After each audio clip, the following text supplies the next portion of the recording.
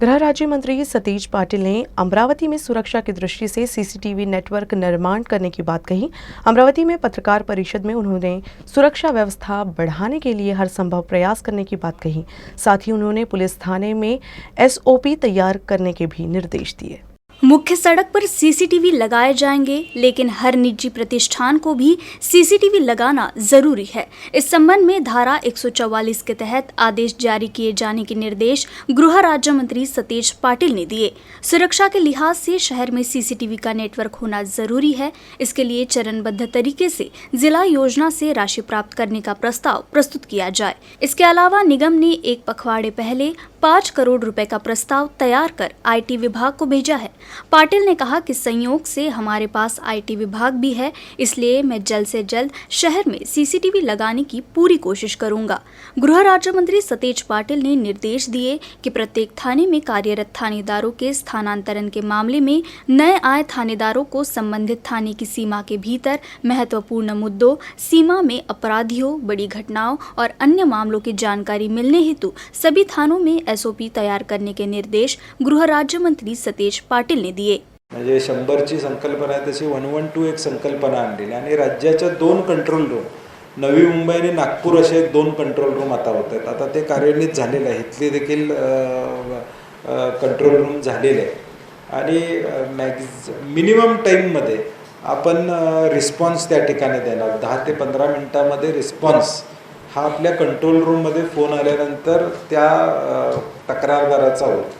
आता इथला अमरावतीचा मी आढावा मगाशी सिटीचा घेतला। 572 तक्रारी साधारणपणे आल्या होत्या आणि राज्यामध्ये अमरावती शहराची रिस्पॉन्स टाईम ही 4थ्या क्रमांकावर आहे, म्हणजे चांगल्या क्रमांकावर आहे। म्हणजे राज्यामध्ये कमिशनरमुळे 4 नंबरचा अमरावतीचा रिस्पॉन्स टाईम आहे। म्हणजे आहे त्या गाड्यांच्या इन्फ्रास्ट्रक्चरवर, आहे त्या ह्याच्यावर, म्हणजे त्यांनी त्या 572 कंप्लेंट ताबडतोब हाताळण्याचं काम त्यांनी प्रामुख्याने त्या ठिकाणी केलेलं आहे।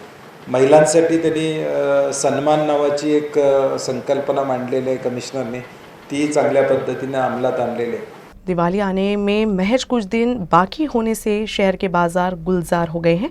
शहर में दुकानें खचाखच भरी हुई हैं। रेडीमेड गारमेंट्स और दिवाली के पकवानों की डिमांड बढ़ गई है। कोरोना महामारी के बाद अब बाजारों में महंगाई आसमान छूने लगी है। विशेष रूप से पूजा साहित्य की कीमतों में काफ़ी इजाफा हुआ है।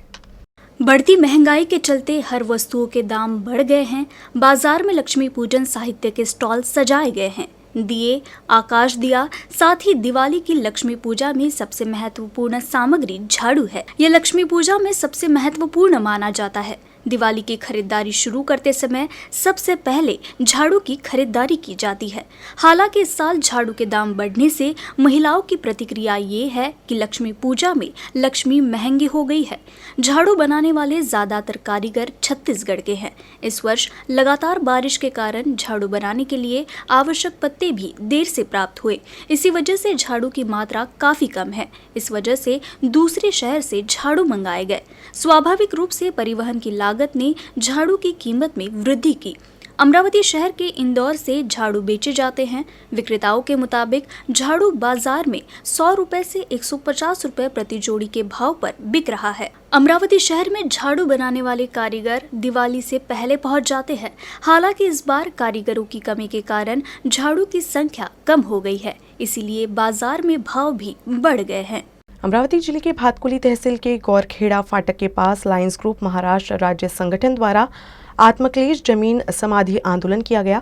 भातकुली तहसील को अतिवृष्टिग्रस्त प्रभावित घोषित करने की मांग करते हुए दिवाली से पहले नुकसान भरपाई और फसल बीमा प्रदान करने की मांग की गई है। भातकुली तहसील को अतिवृष्टि प्रभावित घोषित करने की मांग अब तेज हो गई है। भातकुली तहसील में जोरदार बारिश से काफी नुकसान हुआ है, इसलिए इस तहसील के किसान अपने लिए राज्य सरकार से मदद की मांग कर रहे हैं ताकि बारिश से हुए नुकसान से वो उबर सके। बांध की वजह से आसपास के गांव, जिनमें शिवापुर, वासेवाड़ी में सबसे ज्यादा बारिश का परिणाम हुआ है, इन गाँव के लोगों को पुनर्वासित करने और नुकसान भरपाई जल्द से जल्द देने की मांग करते हुए निम्भा, लोहा, कृष्णापुर, नारायणपुर युवा लॉयंस ग्रुप महाराष्ट्र राज्य संगठन द्वारा आत्मक्लेश आंदोलन किया गया। इस दौरान योगेश गुर्दे, प्रदेश प्रवक्ते प्रशांत मेश्राम, बरखा बोजे, जिला सचिव अपर्णा सवई, गजानन वानखेड़े, सदन कास्तकार, किशनराव वानखेड़े, पंकज सोनोने, पद्माकर शिंगारे, हंसराज गजभिये, अजाबराव तायडे, मनोज शिरसाट, प्रतिभा गजभिये, गजानन खंडारे, कमला हिरवाले ने तो खुद को जमीन में आधा दफनाकर किसानों की मांग के लिए तीव्र आंदोलन किया। इस आंदोलन के बाद विशेष प्रकल्प अधिकारी, मुख्य अभियंता, कृषि आयुक्त और अन्य वरिष्ठ अधिकारी ने मांग मानने का लिखित आश्वासन दिया, जिसके बाद यह आंदोलन वापस ले लिया गया। अमरावती स्थित श्री हनुमान व्यायाम प्रसारक मंडल के ऑडिटोरियम का नामांकन किया गया। ऑडिटोरियम का नाम स्व सोमेश्वर पुसतकर सभागृह रखा गया। प्रभाकर राव वैद्य ने दिवंगत शिवसेना नेता सोमेश्वर पुसतकर के पहले स्मृति दिवस 2 अगस्त को आयोजित एक समारोह में हनुमान व्यायाम प्रसारक मंडल के ऑडिटोरियम का नाम सोमेश्वर पुसतकर के नाम पर रखने की घोषणा की थी। नामकरण समारोह का आयोजन 28 अक्टूबर को पुसतकर के जन्मदिन के अवसर पर किया गया था। इस अवसर पर जानता राजा वेलफेयर सोसाइटी द्वारा अनाथ वृषभ और नेहा चौहान को 50,000 रुपए की सहायता राशि प्रदान की गई। इस अवसर पर बोलते हुए प्रभाकर राव वैद्य ने दिवंगत सोमेश्वर पुसतकर के सामाजिक कार्यों की समीक्षा करते हुए कहा कि पुसतकर ने दूरदर्शिता, कड़ी मेहनत और लगन से कई महत्वपूर्ण कार्यों को पूरा किया है।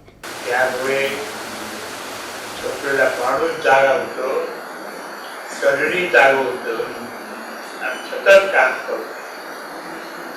लोक म्हणतात चौराय काय त्यामुळे गेले अज्ञान कामाबद्दल काम काय चालू आहे हा प्रश्न मला विचारला या लोकांना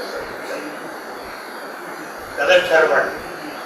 तर मी जी गोष्ट नाही तू तसं राहा, काम कर आणि ही दृष्टी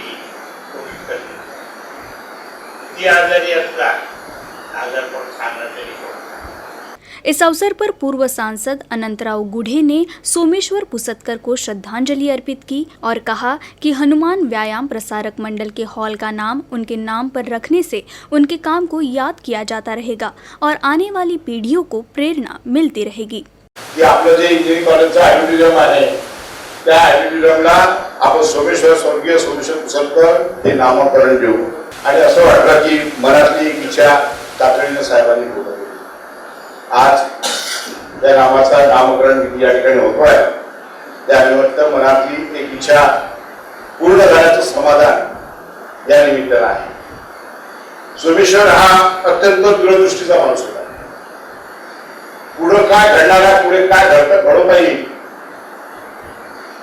आणि ते कसं होईल याचा आराखडा तो आधी तयार करून ठेवला। अनेक बाबतीत म्हणजे आम्ही नेहमी त्याला प्लॅनर म्हणत होतो आणि एक व्यवस्थित प्लॅनिंग कोणत्याही गोष्टीचं आणि ते प्लॅनिंग पूर्ण करून घेण्याचं, मग ते शासनाचे कृषी प्रदर्शनी असो, आझाद हिंद मंडळाचा देखावा असो की शिवसेनेच्या निवडणुका आणि शिवसेना प्रमुख बाळासाहेब ठाकरेंची सभा असो, या सगळ्याचं नियोजन आयोजन हे सोमेश्वर आहे। अमरावती जिले के आदिवासी बहुल मेलघाट के बेरदा गांव के एक छात्र ने स्कूल तक आने जाने के लिए घोड़े को अपना साथी बनाया है। रास्ता अच्छा नहीं होने से बार बार साइकिल पंचर होने और अन्य साधन नहीं होने से परेशान होकर छात्र ने स्कूल जाने के लिए घोड़े का विकल्प चुना है। स्कूल ने भी छात्र को घोड़े से आने की अनुमति दे दी है। शिक्षा का महत्व जो छात्र समझ लेता है वो कई मुश्किलों को पार करते हुए शिक्षा जरूर हासिल करता है। वैसे तो हमारे समाज में 2 तरीके के विद्यार्थी देखने को मिलते हैं, एक जो महंगे गाड़ी या साइकिल से स्कूल या कॉलेज जाते हैं, जबकि दूसरी ओर कुछ छात्र ऐसे हैं जो स्कूल जाने के लिए गांव से कई किलोमीटर तक हर दिन पैदल ही जाते हैं। लेकिन धारनी तहसील के आदिवासी बहुल बेरदा गांव के छात्र अभिषेक ने स्कूल जाने के लिए घोड़े को अपनी सवारी चुना है। गांव से स्कूल काफी दूर होने से अभिषेक साइकिल से ही स्कूल जाता था, लेकिन रास्ता अच्छा नहीं होने से उसकी साइकिल बार बार पंचर होती थी, जिसके बाद अभिषेक के पिता ने स्कूल प्रशासन की अनुमति लेकर अभिषेक को घोड़े से स्कूल भेजना पसंद किया। मैं बेड़दा का हूँ। मैं बरसात के कारण में साइकिल फंस जाती हमारी, पंचर हो जाती, तो उसके बारे में घोड़े से आता। सर से मैंने परमिशन लिया था कि घोड़े से वो क्या है, तो सर बोले हाँ, वो बोले। अभिषेक को घोड़े से आने जाने की अनुमति देने में उसके स्कूल का भी विशेष योगदान है। स्कूल के मुख्याध्यापक का कहना है कि बढ़ती महंगाई के बीच घोड़े से आना जाना एक अच्छा विकल्प हो सकता है। आमचा हा जो मेलघाट क्षेत्र आहे, इथं रस्त्यांचा अभाव आहे, पाऊस खूप पडतो, त्यामुळे विद्यार्थ्यांना शाळेमध्ये यायला खूप त्रास होतो. तरी ज्या विद्यार्थ्यांना जिद्द आहे की आपलं शिक्षण पूर्ण व्हायला पाहिजे, ते विद्यार्थी ह्या सगळ्या गोष्टींवर मात करून शाळेमध्ये येतात. तशाच प्रकारचे एक विद्यार्थी त्याचं नाव आहे अभिषेक माजरेवार. त्याचं गाव आहे बेडदाभुरू आणि बेडदाभुरूहून कळमखारची जी शाळा आहेत ही 10 किलोमीटर अंतरावर आहेत. अगोदर तो सायकलनं येणं जाणं करत होता, परंतु पावसाचं प्रमाण खूप वाढला इथं, त्यामुळे सायकल पंक्चर व्हायची, त्यानंतर सायकल फसून जायची, यामुळे त्याला येण्या जाण्यामध्ये खूप त्रास व्हायचा. मग त्याने त्याच्या पालकासोबत येऊन माझी परवानगी घेतली की बा माझा मुलगा जर घोड्यानं शाळेमध्ये आला तर काही तुम्हाला अडचण आहे का सर? मी म्हटलं नाही, कारण की आमचा परिसर फार मोठा आहे, त्याचा जो घोडा आहे त्याला गवती इथं भेटून जातो आणि त्याची शाळाही बुडत नाही, यासाठी मी त्या विद्यार्थ्याला आणि त्याच्या पालकाला घोड्याने येण्याची परवानगी दिली. प्रधानमंत्री आवास योजना में केंद्र सरकार द्वारा लगाई गई शर्तों के विरोध में शुक्रवार को राष्ट्रवादी युवक कांग्रेस की ओर से अनोखा आंदोलन किया गया. इस आंदोलन में राष्ट्रवादी युवक कांग्रेस के कार्यकर्ताओं ने जिला ग्रामीण विकास कार्यालय में गधे को लेकर जाकर केंद्र सरकार के विरोध में जमकर नारेबाजी की. केंद्र सरकार द्वारा प्रधानमंत्री आवास योजना के लाभार्थियों पर थोपी गई मस्टर शर्तों ने उन्हें अपना मकान बनाते समय कई आर्थिक कठिनाइयों का सामना करना पड़ रहा है. कई लाभार्थियों को अभी तक दूसरे चरण का चेक नहीं मिला है. ज्यादातर लाभार्थी किसान होने की वजह से प्रकृति की अनियमितता के कारण किसानों को काफी नुकसान हुआ है. साथ ही केंद्र सरकार द्वारा लगाई गई शर्तों की वजह से किसान भारी चिंता में हैं. राष्ट्रवादी युवक कांग्रेस के जिला अध्यक्ष डॉक्टर सुशील गावंडे व शहर जिला अध्यक्ष नीलेश शर्मा के नेतृत्व में आज गधा आंदोलन किया गया. इस दौरान कार्यकर्ता जवादे मंगल कार्यालय बस स्टैंड अमरावती से जिला ग्रामीण विकास यंत्रणा मालटेकड़ी कार्यालय तक गधे के साथ पहुंचे, जहां प्रकल्प अधिकारी जिला ग्रामीण विकास यंत्रणा को केंद्र सरकार की पंतप्रधान आवास योजना अंतर्गत आने वाले घरकुल लाभार्थियों की समस्याओं को रखा गया. साथ ही केंद्र सरकार के विरोध में नारेबाजी भी की गई.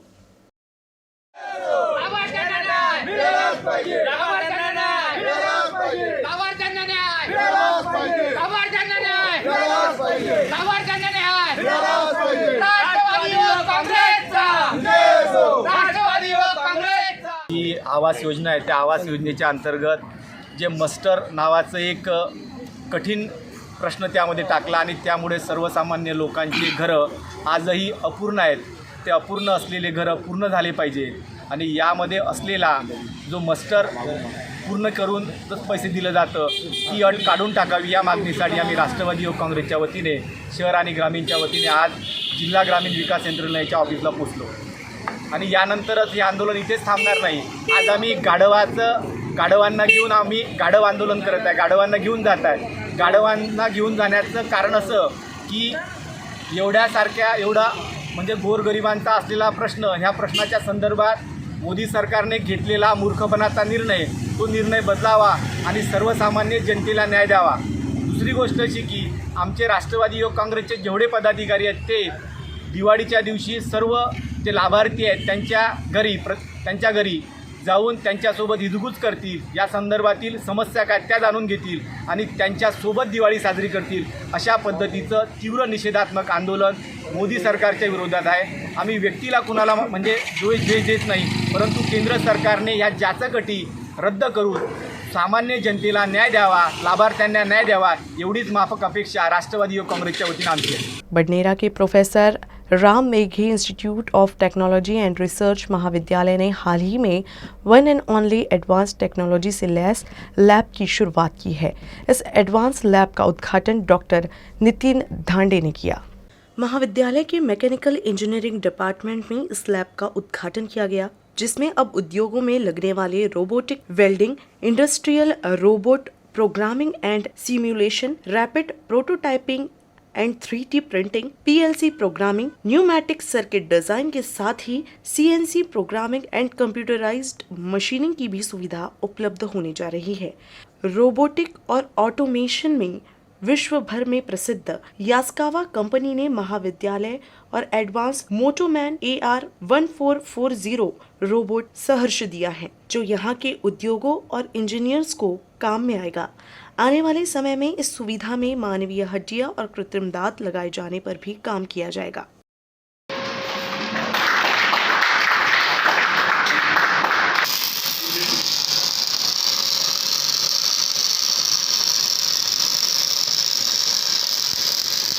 यास्कावा कंपनीचा हा रोबोट आपल्याला यास्कावा कंपनीच्या ऑथॉरिटीने या ठिकाणी दिलेला आहे। या रोबोटची किंमत जवळपास ही 20 लाख रुपये एवढी आहे। त्याच्यामध्ये त्यांनी नुसता हा इंडस्ट्रियल रोबो दिलेला आहे आपल्याला। हा एक डेमो रोबो नसून हा इंडस्ट्रियल पर्पजसाठी काम करणारा रोबो आहे। याची पेलोड कॅपॅसिटी हा जवळपास 12 किलोची आहे, म्हणजे 12 किलोचं वजन हा उचलू शकतो।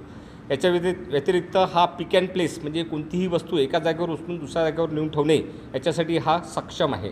त्याचप्रमाणे आता इंडस्ट्रीमध्ये लागणारे जे वेल्डिंगचे जे ऑपरेशन्स असतात, पर्टिक्युलरली ॲटोमोबाईल इंडस्ट्रीमध्ये, तर हा शिल्डेड आर्क वेल्डिंग हा सुद्धा या ठिकाणी परफॉर्म करू शकतो। तर असे हे 2 ऑपरेशन्स, अत्यंत महत्त्वाचे ऑपरेशन्स हा रोबो या ठिकाणी परफॉर्म करू शकतो। विद्यार्थ्यांना जी नवीन टेक्नॉलॉजी, आता ज्यांना तंत्रज्ञान आपल्याला जे विद्यार्थ्यांना अवगत करून द्यायचं आहे आणि या कॉम्पिटिशनच्या जगामध्ये त्यांना सामोरं जायचं आहे नवीन चॅलेंजेसला, तर त्याच्यामुळे या टेक्नॉलॉजीचा त्यांना अभ्यास करून पुढे भविष्यात त्यांना नोकरीच्या संधी मिळवण्याच्या संदर्भात, त्याचप्रमाणे स्वयंरोजगाराच्या संदर्भात नवीन संधी निर्माण होईल। नांदगांव खंडेश्वर तहसील के खालोद कस्बा में नांदगांव खंडेश्वर पंचायत समिति के पूर्व सभापति स्व मारोतराव दत्तू नेवारे की स्मृति में भव्य निशुल्क रोग निदान एवं कोविड टीकाकरण शिविर का आयोजन किया गया।